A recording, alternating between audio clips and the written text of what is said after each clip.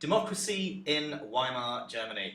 How democratic was it? Let's have a look at the new Weimar Constitution and what were the differences between the pre-war constitution under the Kaiser and the new, more democratic Weimar Constitution. And what were the strengths and weaknesses of that new Weimar Constitution? The painting, by the way, is by one of my favourite artists, George Grosz, a German expressionist painter, painted a lot in the 1920s at the time I was studying. Let's move on. How democratic was the Weimar Republic?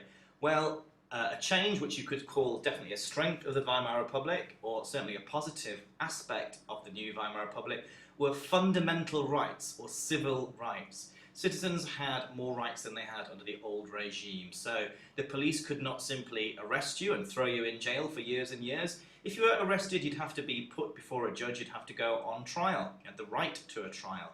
Furthermore, the police couldn't simply invade your home without very good reason and permission from a judge. Also, freedom of speech. You could criticise the government and you wouldn't be thrown in jail for it. Trade unions, you could form trade unions, so workers could unite, organise themselves into a trade union and fight for better pay and conditions. On the other side of the coin, the government couldn't simply confiscate your home or your business as had been done in Soviet Russia. There was also freedom to have political meetings, something again which was not enjoyed under the old constitution. So a lot of new freedoms and rights under the Weimar Constitution. Let's have a look at the old constitution in a little bit of detail. So the autocratic monarch, the Kaiser, was the head of state and enjoyed real political power. He could both choose and dismiss the Chancellor. The Chancellor was the head of the government, as well as controlling the armed forces and foreign policy, and indeed appointing government ministers as well. It was a federal nation. In other words, there are local governments in places like Bavaria and Saxony, but the overall government in charge of the whole country was the Reichstag. Now, this did make the day-to-day decisions and pass laws running the country, but as you can see, as the Kaiser chose the head of the government and the ministers themselves, the Kaiser had a lot of power in this old constitution. It was quite autocratic. Limited democracy, men, not women, could vote for members in the Reichstag. Okay, let's compare that to the Weimar Constitution. Well, already you can see a strength of it, that it is very representative. Both men and women over the age of 20 could vote. They could vote for members of the Reichstag. Again, the Reichstag will form the government. This is the German parliament. They also voted now directly in a separate election for a president. So the president was the new head of state. The idea was that the president would balance the power of the Reichstag, so there would be no abuses of power by either side, a power balance. The problem was that really the president was probably given rather too much power, which would work if the president was democratic, but if the president was not democratic for any reason, he could really abuse the following powers. So first of all, the president, again, appointed the Chancellor. Now, he was supposed to appoint the Chancellor of the majority party or whatever coalition government wanted. But again, he did have that power to appoint the Chancellor. And you'll see that becomes very important later on in helping the National Socialists, the Nazis, get power. Furthermore, the army swore an oath of loyalty directly to the president. Again, in a normal, functioning, democratic time, this isn't going to be a problem because the president's not going to tear the country into war without, mass backing from the Reichstag and the people in general. But as you'll see, again, this is something else which plays into the hands of Hitler and the Nazis later on. Now, a very significant power that the president enjoyed was something called Article 48, which we'll look at in more detail in a moment. So I advise that you copy this diagram down briefly and then annotate it with more details as I describe them next. So let's have a look. The president. Now, the first president up to 1925 was Friedrich Ebert of the Social Democrats.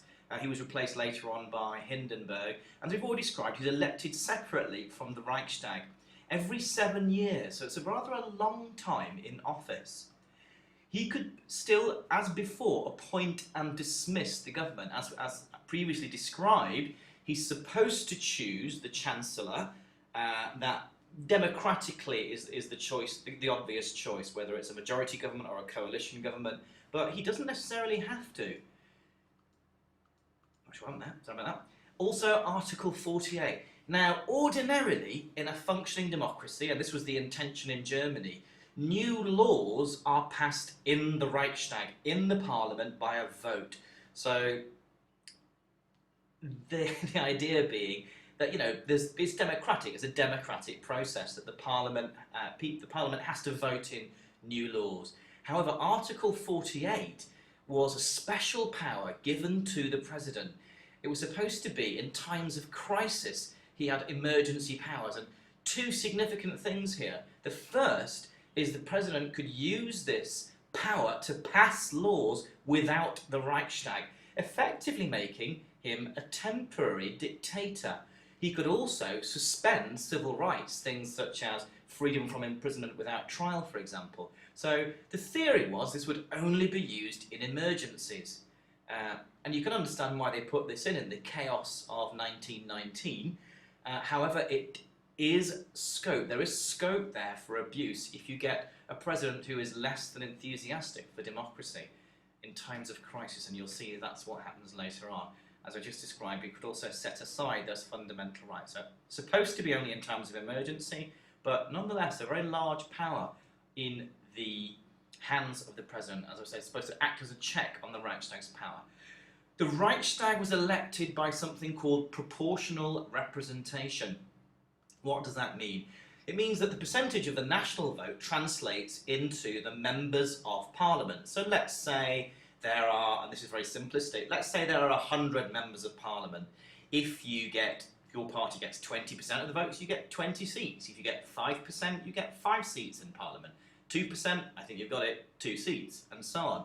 Now, the strength of that is that it's very democratic. Parties with small numbers of votes do get seats. So Parliament then is very representative of the mood of many sections of the German people. The problem is that if you have many small parties getting seats, it means you're going to have coalition governments. Have a look at the picture. You can see that no single party here, the yellow party, the light blue party, the dark blue party, the red party over here, none of them have got more than 50%, and you need more than 50% to form a government.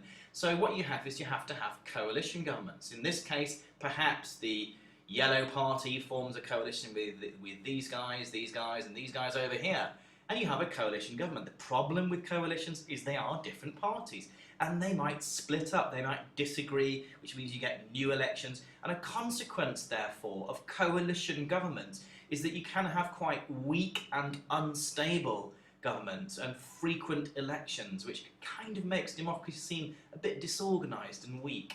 This is opposed to a system called first past the post. Ask me about that in class if you want to know what that means. How democratic then was the Weimar Republic? And that's third section here. So it was federal, as I've described before. Power to make laws lay with the Reichstag and also with the Länder. So there's a central government in Berlin. That's the national government, the Reichstag. But there are also 18 Länder, or state governments. As you can see over here, you've got Bavaria and so on. Berlin held central powers over things like taxation, but the local Länder did have some power over the police, courts and schools. And again, this is something in Berlin which is exploited by the Nazis later on, you'll find out. So in summary, pre-1919 constitution had some elements of democracy, but was quite autocratic. The new constitution brought in civil rights, fundamental rights, such as freedom of speech, freedom from arbitrary arrest and imprisonment. The president was elected directly, supposed to balance the power of the Reichstag, but nonetheless had quite a lot of power, especially Article 48, and the right to appoint the Chancellor, the head of the government. Proportional representation was the method by which MPs were chosen for Parliament, had some strengths in that it was very democratic, some weaknesses in that it produced unstable coalition governments. And the government was also federal, as well as the central government in the Reichstag. Local governments had some power over things like police and the courts. Any dangers? Well, I hope you've made some notes on the strengths and weaknesses there and the structure of it. Thank you very much.